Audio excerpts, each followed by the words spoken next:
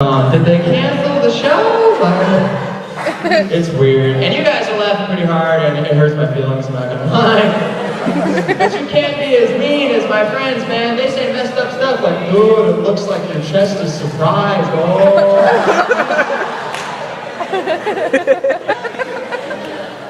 It's messed up, though. But you guys are a couple, right? You guys, how long have you guys been together? You guys look lovely. How long have you guys been together? 17 years, all right. Well, good clap for them. That's awesome. 17 years. Me and my girlfriend, we've been together for 3.5 years, and she's awesome. I love her. I tell everybody it's like dating Bambi because she's really sweet and innocent, and I want to shoot her mother. That's not right, but it's hilarious. It's also not true, but it's a solid joke, so we'll keep it. Man, because we never fight. Like, you guys look like you guys got a strong thing going. You guys don't argue a lot, right? You guys got, see, they're fine if you just smile. Right on, that's cool.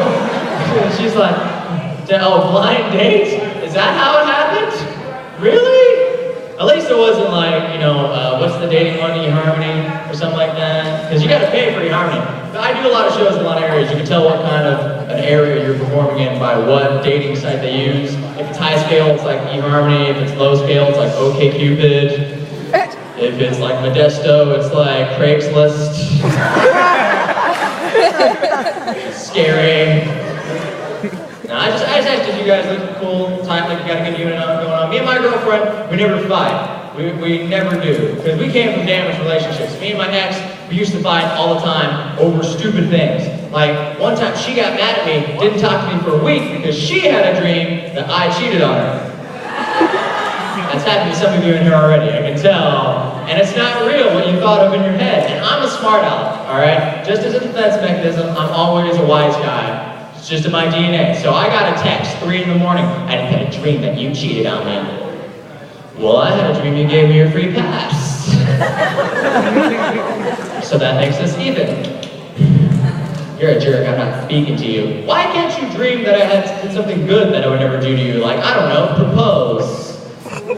Yeah, I know, tension, isn't it? Yeah, you really enjoyed that one. That one was just for you and nobody else in the entire auditorium. I like to single out my audiences and make sure only one person has their own particular favorite joke, okay? The Home Alone dude stopped listening a long time ago. He was gonna talk about me like that.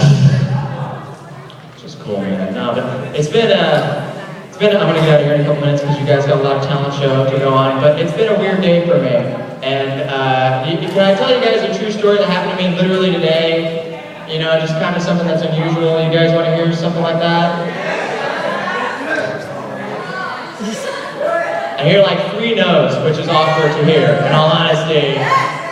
And see, he's got the Just Do It shoe on, yeah. Nike, Just Do It. And it doesn't even say that, it says Just Run, which doesn't incline me to tell anything. Really? If the person in front of my audience says, Just Run, man, that's terrifying, and now I know where I'm performing at. No, this is true. This happened to me today, and this is something that I'm going to work out later. But I had to go do errands today, so I was driving in my truck, and about 6 miles from where I live was my first destination. The entire time I'm driving there, I hear like a yelling almost, like a and I'm in Vallejo, so I just keep driving. It's normal. That happens all the time. That's where we live. I'm just like, oh, somebody's screaming, they're just having a bad trip. They'll get over it. It's fine. So I just keep driving. And I get to my first destination, which I have to swing by my parents' house to drop something off for them. And then I get out of my car and I hear, meow, meow. I'm like, no, there's not. No, there's not. There was a cat in the engine of my car. Yes, okay? And I drove 6 miles with a cat in my engine, alright? Now, it took me a good 10 minutes to open the hood, because I think there's no way this thing is still alive. It's a zombie cat, all mangled, and I'm gonna pop the hood, it's gonna bite my throat, and that's gonna start the zombie apocalypse. That's how it's gonna happen. That's the next step. Logically, I watch a lot of Walking Dead. This is how it happens, okay? It's not milk like in the commercials, it's a zombie cat, an engine in Vallejo. That's how the zombie apocalypse started. And in all honesty, if we started unemployment for the rest of the country, starting the zombie apocalypse in Vallejo makes perfect sense, doesn't it? So finally, I open the hood, and tucked away in the corner of my car is a black cat. First of all, let me tell you, the cat totally fine. Absolutely fine. It lifts its head up and it gets out and it's meowing. Totally fine physically. Mentally though, not so okay. That thing got out like it was in the dryer. It didn't know. It was like, dude, what was that? Alright? It had no idea what was going on. Not even the slightest idea. And so now, I have a cat. That's what that means. And I'm not superstitious, okay? I don't believe in superstitious stuff. I think it's silly. But if you do believe in superstitions, I have a black cat in my car!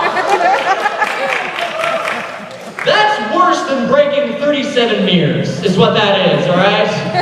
That thing was in my engine, and so then I called my girlfriend. I didn't know what to do, and I'm not touching it, because if it's tough enough to withstand my engine in my truck, I'm too much of a wuss to do anything with this cat. I don't want to touch it. It's got something, rabies, I don't know. So I'm sitting there like boxing the cat out to keep it from escaping until my girlfriend gets there. I'm like, nope, kitty, you stay. She gets her with the kennel, and then I put it in the kennel, and now I've got it in the passenger seat to drive back to my house. The second I turn on the engine, it's in the passenger seat, it's like, meow, meow, meow. It's like, dude, I knew what happened the last time you turned that thing on. It wasn't good for me, alright? It was not good. That was like being in Auschwitz. I don't want to go back, okay? It was horrible what you did to me in there. So I'm like, dude, it's fine. It's totally fine. And I get him home, and so now the thing, it's still home. It's on my front porch.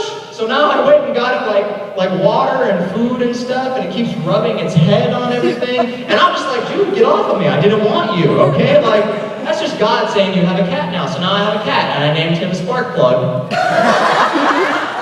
Because it made the most sense, and it was the thing that was the closest to in my engine.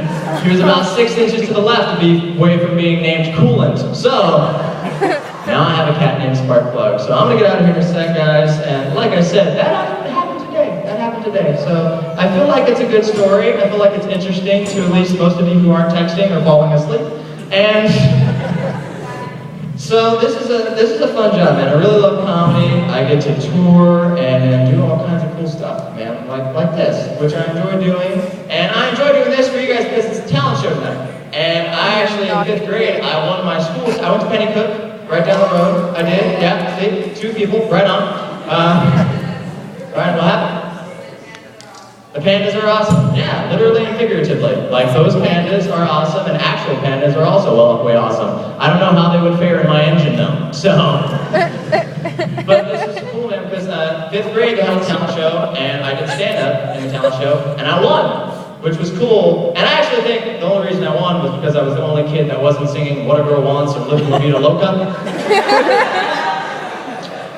But, hey, I won it, which is cool to me, man, and it's an awesome thing, and I think I'll just end on telling you something that happened to me also this week. I got bit by a spider, on my butt. I got bit by a spider. Has anyone been bitten by a spider before?